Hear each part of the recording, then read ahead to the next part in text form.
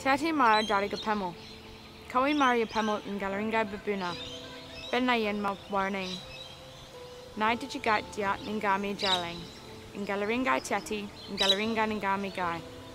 Guya willi engara, gunagao da gunagao. Jamya teti in Galaringa iora jamna. Mittigar Caring, Nininda Darug pemel.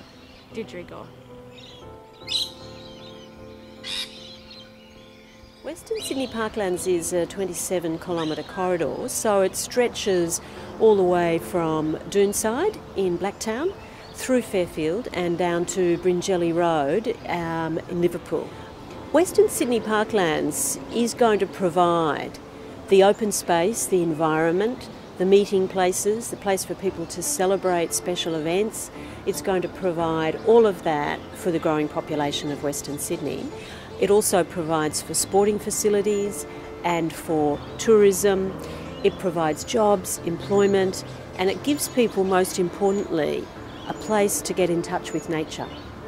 So Western Sydney Parklands has started the process of regenerating the bushland. We have about 1,000 hectares of existing bush in various conditions, some of it around us now, degraded by African olive. And it's now probably the #1 problem weed species in Western Sydney.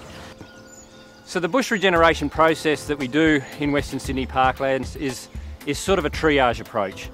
We really have to dive in and work the areas that are most needing it at the moment, that are under the greatest threat. So basically we're removing it in stages to try and get the native bush to recover and regerminate. The tender process we used was a social procurement process, but it was basically a standard government procurement tender process. Other than within the selection criteria, we asked for a social program. By taking a social procurement route, we're able to engage with the community and to offer employment opportunities at the same time. So we get both benefits from our tendering process. Everyone knows about the triple bottom line. It's financial viability, it's about environmental responsibility and social responsibility. And the social responsibility is where social procurement finds its home. So that's where Muru Mittigar won the tender, in that they clearly answered the brief of a commercial response and then overlaid their social programs that they do anyway on top of that. Which is, in our case, taking disadvantaged Indigenous people from Western Sydney and giving them training opportunities and employment opportunities so that they can basically benefit themselves in their career. Social procurement is about spending your money in a responsible way so that it has a larger effect than just increasing your bottom line. What Muru Mittigar provides is a social development report that reports on all the social outcomes that project has helped us deliver in terms of formal training, informal training, dependents of the families that have benefited from that employment. That's our jobs as supervisors, to build their self-esteem, get them caring for country, you know.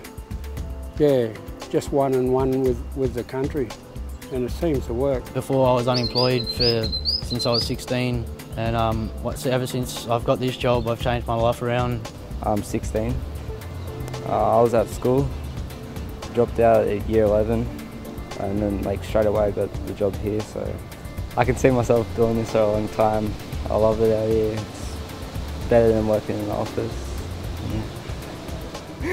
I've got a lot of confidence and it makes me feel good about myself, knowing that I'm looking after my land, my people's land. There's a guide that's been written for the New South Wales local and state governments that is a guide to social procurement, and it's available on the Social Enterprises Sydney website. To anyone else who's thinking of doing a social procurement, I actively encourage it. I'm encouraging it throughout our organisation, into the capital works or the maintenance contract. The level of ease in terms of incorporating a social procurement contract is no more difficult than a conventional contract. In some ways it's actually more flexible.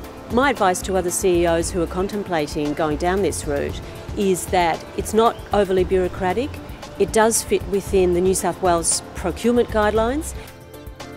Western Sydney Parklands is a fantastic example of where they have embraced the whole concept of social enterprise. It's been so successful for us.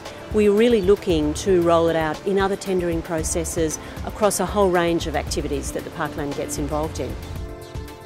It makes me feel good about myself, knowing that I'm doing a good thing for the environment and setting an example for other young Indigenous people that are looking to work and feel like they might be let down, left out.